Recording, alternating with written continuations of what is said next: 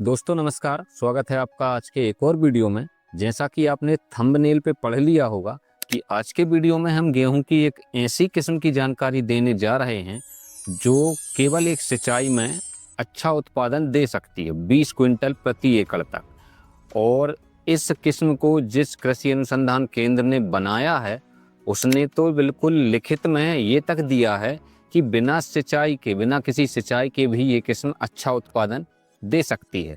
तो वीडियो में आगे हम इसी किस्म के बारे में जानकारी लेंगे। जानकारी अच्छी लगे तो इस वीडियो को लाइक करें और चैनल को सब्सक्राइब करके ऑल नोटिफिकेशन जरूर ऑन करें। तो दोस्तों, हम जिस किस्म की बात कर रहे हैं उस किस्म का नाम है DBW 359, यानी कि इसे करण शिवांगी नाम से भी जाना जाता है। इस किस्म को भारतीय गेहूं एवं जौ अनुसंधान संस्थान करनाल ने विकसित किया है।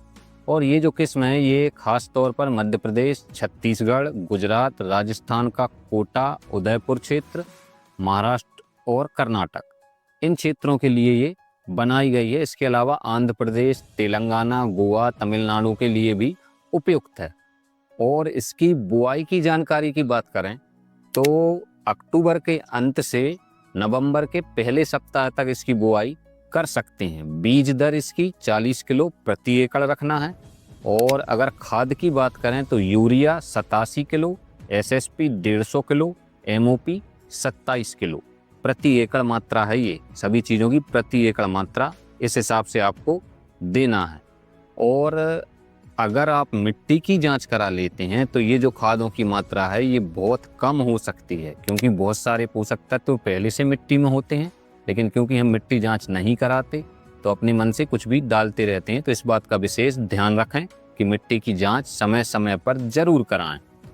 अब बात करते हैं इसके मुख्य जो इसकी विशेषता है, जो कि है कम से कम पानी में अच्छा उत्पादन। वह कैसे संभव है? तो दोस्तों, जो बारिश का मौसम है मध्य भारत में और प्रायद्वीपीय भारत में सितंबर के अंत तक खत्म हो जाता है और कई बार तो अक्टूबर के शुरुआत में भी चलता रहता है। तो जैसे ही बारिश का मौसम खत्म हो और 15 से 20 दिन के अंदर आपके खेतों में पर्याप्त बतर आने लगेगी, यानी खेत की नमी कम होती जाएगी। और उसके बाद धीरे धीरे ऐसा समय आएगा कि खेत में ट्रैक्टर चलाया जा सकता है। तो फिर इसमें सिंचाई कैसे मैनेजमेंट करना है, अगले पार्ट में हम उस बारे में बात करेंगे। तो दोस्तों, सिंचाई आपको कितनी देना पड़ेगी, कैसे देना पड़ेगी, ये सारी बातें निर्भर करती हैं आपकी खेत की मिट्टी पर।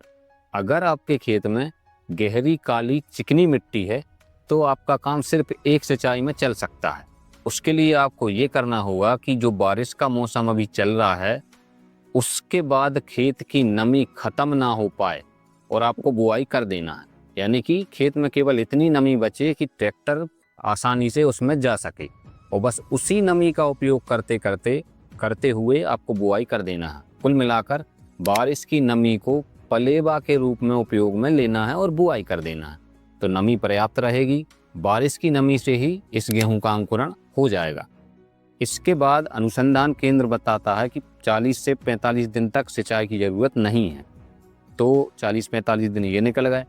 40-45 दिन बाद आपको एक सिंचाई देनी है। तो वो एक सिंचाई भी कब देनी है? आपने देखा होगा कि नवंबर दिसंबर में एक आध बार मावठे की बारिश जरूर हो जाती है, यानी ठंड में बारिश हो जाती है। अगर वो बारिश हो गई तो आपको एक सिंचाई भी नहीं देना होगी और आपकी फसल कटने की अवधि तक चली जाएगी। और मान लीजिए वो बारिश नहीं हुई तो केवल एक सिंचाई आप दे दीजिए, आपका काम हो जाएगा। अब बात करते हैं कि अगर काली मिट्टी नहीं है, किसी अन्य टाइप की मिट्टी है, तो उसमें नमी जल धारण क्षमता कम होती है, अधिक देर तक ऐसी मिट्टी नमी नहीं रखती। तो अगर ऐसी मिट्टी वाला खेत है तो फिर आपको 2 सिंचाई देनी होगी। उसमें भी आपको करना यही है कि बारिश की नमी का उपयोग करते हुए बुआई कर देना है। उसके बाद पहली सिंचाई 40-45 दिन पर और दूसरी सिंचाई 65 से 70 दिन पर। इस हिसाब से आपको सिंचाई करना है। अगर आप ऐसा करते हैं तो बिल्कुल कम से कम सिंचाइयों में आप इसकी 20-21 कुंटल, बल्कि अनुसंधान केंद्र तो कहता है 25 क्विंटल तक उपज आप ले सकते हैं। तो अगर आप ऐसी स्थिति वाले किसान हैं जिनके पास पानी की कमी है तो ये वाला गेहूं आप ट्राई कर सकते हैं इस साल। और ज़्यादा नहीं, आधा एकड़ में ट्राई कर लीजिए, कुछ डेसिमल में ट्राई कर लीजिए, 15-20 किलो बीज लगाकर देख लीजिए। अगर सफल रहा तो अगले साल से आप फिर इसको काफ़ी बड़ी जगह में लगा सकते हैं और अच्छा उत्पादन ले सकते हैं। तो चलिए मिलते हैं हमारे ऐसे ही किसी और वीडियो में, तब तक के लिए जय हिंद, जय भारत।